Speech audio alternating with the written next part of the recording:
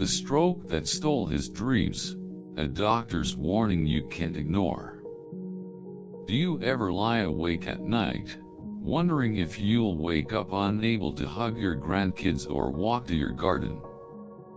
I'm Dr. Thomas Harrington, a neurologist with 30 years of fighting strokes, and I'm here with Living Fully After 50 to share a story that hits close to home.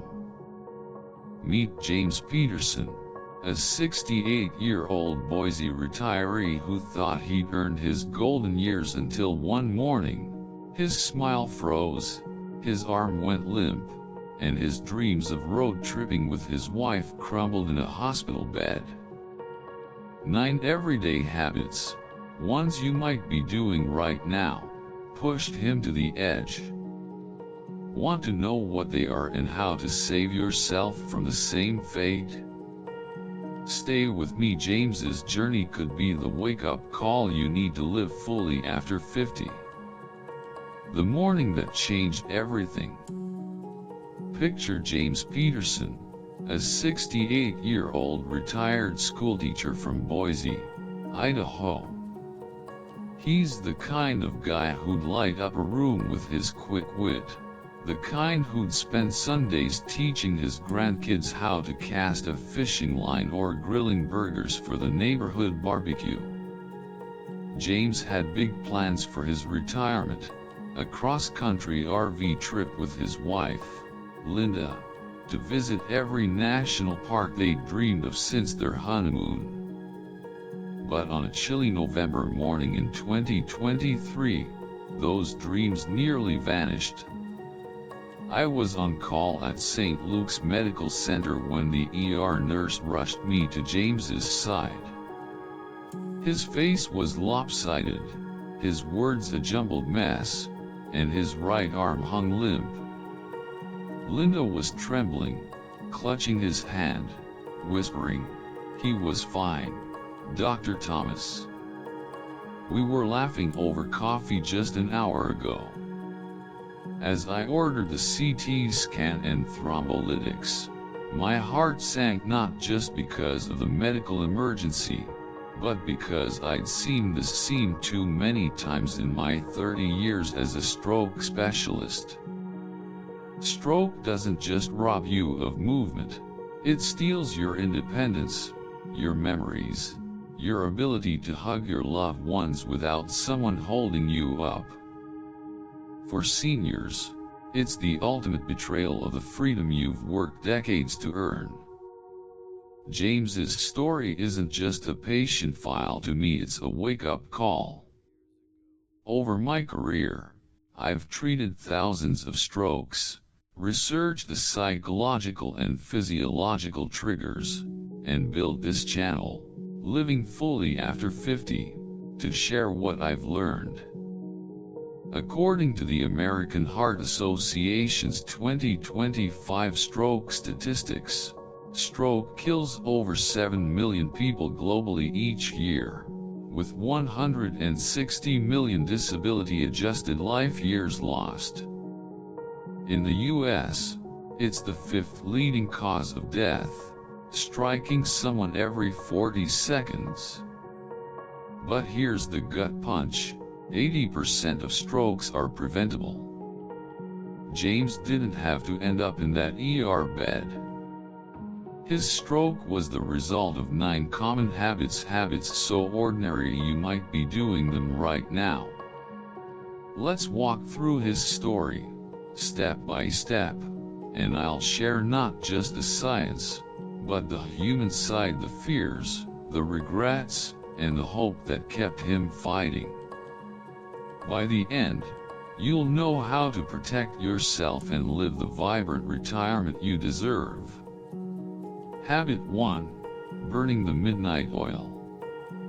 James was a night owl, and not in a charming, stargazing way. He'd stay up past midnight, scrolling through news apps or watching late-night talk shows, thinking retirement meant no rules. "Doc," he told me later, with a wry smile, "I figured I'd earned the right to skip bedtimes." But here's the thing. Staying up late messes with your body's clock, and your brain pays the price.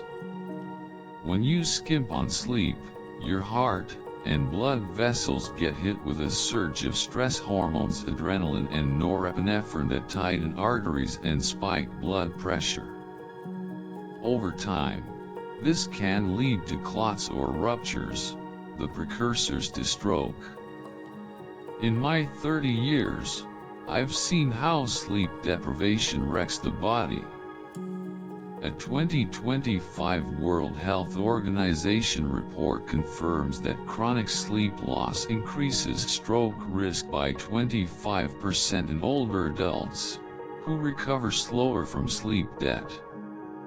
Psychologically, I've found late nights often mask deeper issues. James admitted he stayed up to avoid worrying about his shrinking savings.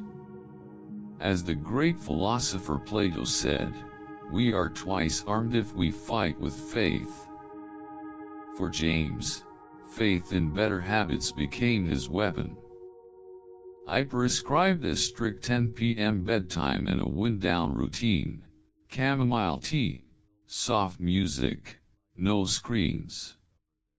It wasn't easy, but it cut his cortisol levels, a key stroke trigger. Are you staying up too late, thinking it's harmless? Try this: set a phone alarm for bed, and treat sleep like the medicine it is. Habit 2. The weight of stress. James carried stress like a backpack full of bricks. Retirement didn't lighten his load. He worried about bills, his kids' futures, even the neighbor's dog barking too loud. "I thought stress was just part of life," he confessed during rehab. But chronic stress is a silent killer. It floods your system with cortisol, inflaming blood vessels and paving the way for atherosclerosis. A 2025 study in The Lancet found that high stress levels contribute to 30% of strokes in seniors, especially when paired with other risks. Here's a twist that stunned me. The night before his stroke, James had a blowout argument with his daughter over her career choices. His blood pressure, already high, skyrocketed. In my research, I call this the acute stress trigger, a sudden emotional spike that can tip the scales. Let me share a quick story about another patient, Mrs. Clara, a 70-year-old librarian. She came to me after a mini stroke, triggered by months of caregiving stress for her husband. I introduced her to mindfulness meditation, which slashed her stroke risk by 15%, per a 2024 Harvard study. For James, I recommended journaling, a trick from my psychology training to unpack his worries.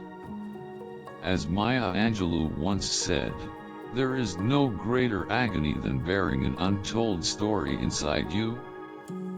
If stress is your shadow, try 5 minutes of deep breathing daily. It's simple, but it could save you. Habit 3. The fire of anger.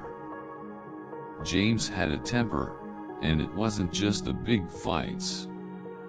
He'd fume over a slow cashier or a political headline, his face turning red as his heart raced.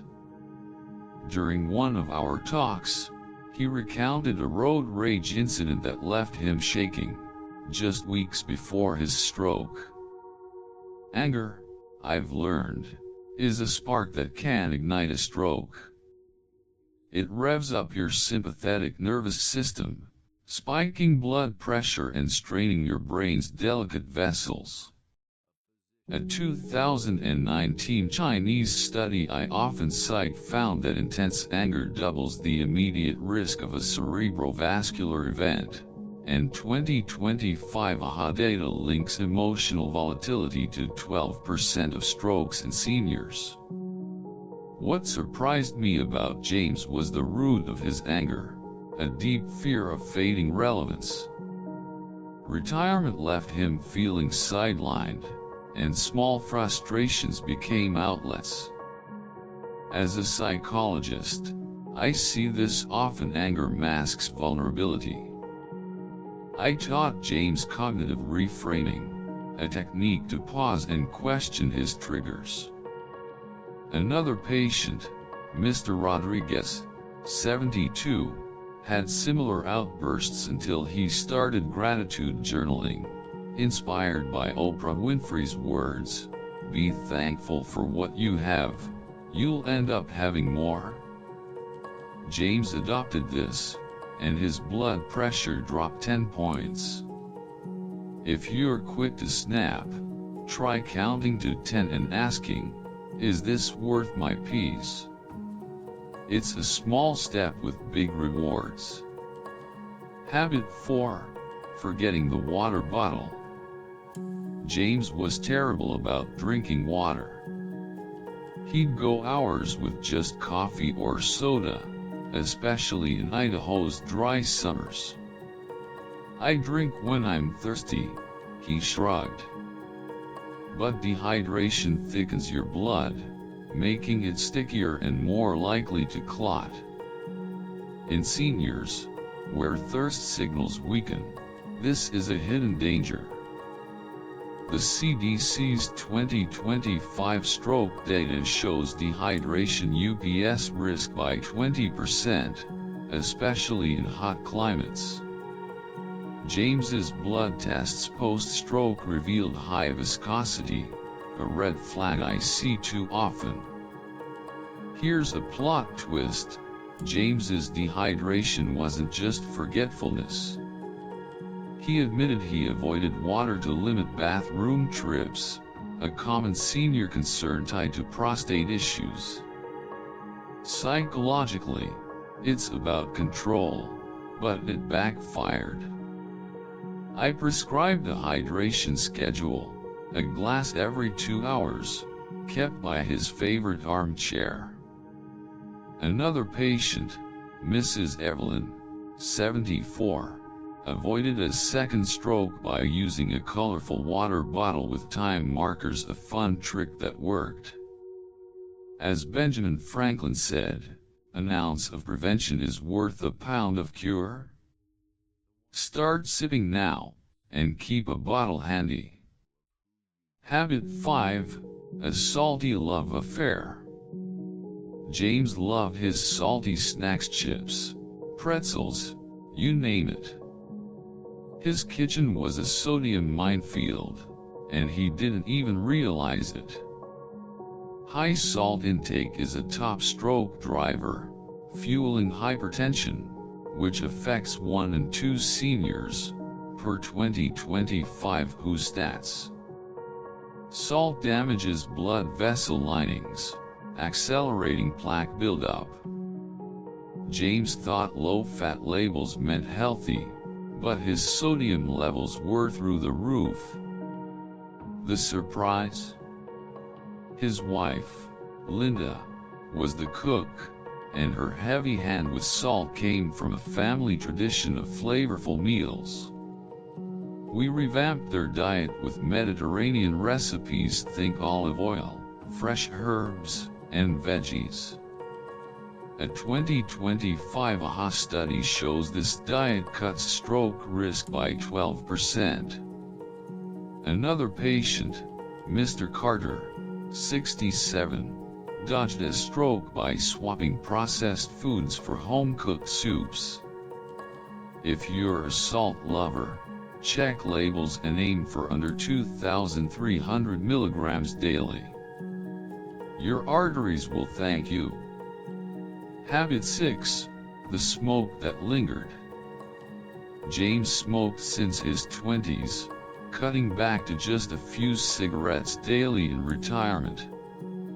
He thought it was no big deal, but nicotine is a vascular villain, boosting ischemic stroke risk by 90%, per 2025 research.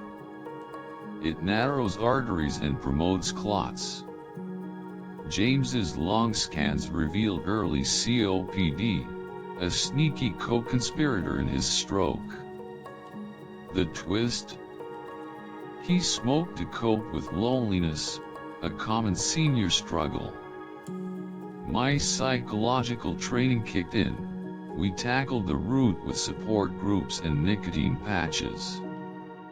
Another patient, Ms. Diane, 69, quit after 40 years using my hypnosis program, slashing her risk. As Mark Twain quipped, giving up smoking is the easiest thing in the world. I know because I've done it thousands of times. If you smoke, reach out for help, your brain deserves it. Habit 7. The beer belly's burden. James's nightly beers weren't just about taste, they were his unwind ritual. But heavy drinking UPS stroke risk by 22%, per studies. Alcohol inflames the liver, raising blood fats and pressure. James's liver tests showed early damage, amplifying his risks. Surprise, his drinking spiked after losing a close friend, a grief he never processed. I recommended non-alcoholic beers and grief counseling. Another patient, Mr. Walsh, 71, found solace in AA meetings, avoiding a predicted stroke. As Ernest Hemingway said, the world breaks everyone, and afterward, some are strong at the broken places. Cut back, and find healthier ways to cope. Habit 8. The couch potato trap. James spent hours in his recliner, reading, or watching TV. Sedentary habits slow circulation, per 2025 AHA guidelines, increasing stroke risk by 15%. His sudden attempt at jogging post-diagnosis nearly triggered another event, a classic overreach. I prescribed chair exercises, building to walks. Another patient, Mrs. Lee, 76, thrived with Tai Chi, avoiding progression. As John F. Kennedy said, physical fitness is not only one of the most important keys to a healthy body, it is the basis of dynamic and creative intellectual activity. Move a little today, it adds up. Habit 9. The belly that betrayed. James's waist measured 94 centimeters, well over the 90 centimeters limit for men. Belly fat fuels metabolic syndrome, upping stroke risk by 30%, per 2025 data. His visceral fat inflamed his vessels, a ticking time bomb. The twist? He thought his weight was normal for his age. We focused on portion control and walking, shedding inches. Another patient, Mr. Gupta, 70, lost 15 pounds with meal prepping, avoiding a stroke. Start small. Your waistline isn't just vanity, it's survival. The Be Fast Lifeline. As James recovered, I taught him be fast, balance loss, eyesight changes, face drooping, arm weakness, speech difficulty, time to call 911. It's saved countless lives in my practice. One patient, Mrs. Nguyen, 72, survived because her daughter recognized these signs. The lesson that saved James. James's stroke was a wake-up call, but it didn't define him. He overhauled his habits, rebuilt his strength, and took that RV trip with Linda last year.